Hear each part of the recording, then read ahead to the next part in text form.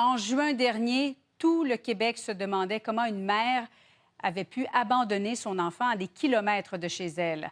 On a maintenant la réponse. La femme de 34 ans souffrait de graves troubles mentaux, elle qui a été reconnue non criminellement responsable. Des extraits bouleversants d'ailleurs de l'interrogatoire qui a suivi son arrestation montrent à quel point elle était perturbée. Yves Poirier.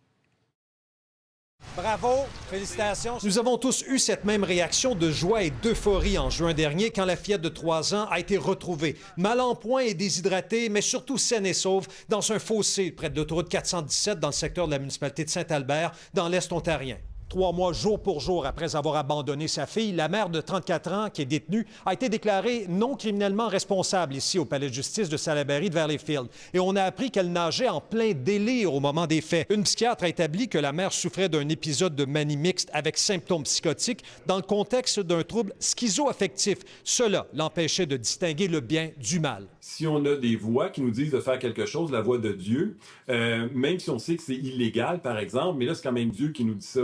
Fait que là, on peut finir par penser que c'est pas mal de le faire. You try that again, and this is gonna get ugly. Elle a publié près de 250 vidéos TikTok en 6 mois, dont celle-ci le 15 juin, soit le matin de la disparition à la salle, où elle dit en tenant son enfant dans ses bras « Tu essaies ça à nouveau et ça va mal virer ». Une vaste opération de recherche est déclenchée. Le temps presse. Les policiers interrogent la mère pendant près de 20 heures, échelonnées sur 3 jours. Devant les enquêteurs, ses souvenirs reviennent et elle craque en parlant de sa fille. I left her on the side of the road. Okay. And I went back immediately. And she wasn't But there. she was gone. Okay. Okay. Yeah, that's good. That's a good step. Oh my God. Hey. I have to go find her. Yeah. I just realized that it was all my fault.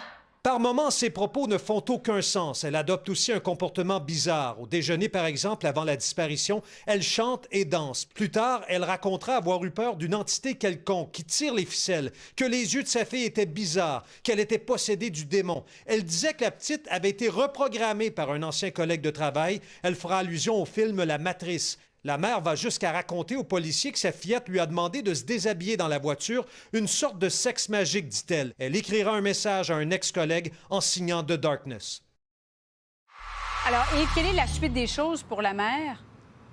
Bien, la défense voudrait que la mère aille vivre chez son père à Montréal. La couronne dit non, on s'y objecte. On veut qu'elle reste en détention à l'Institut Pinel, sans sortie non supervisée. Mais entre-temps, la fillette vit toujours avec des séquelles psychologiques. Là-dessus, on va écouter l'avocat de la couronne. Après avoir subi un événement aussi traumatique, on a une certaine crainte d'abandon.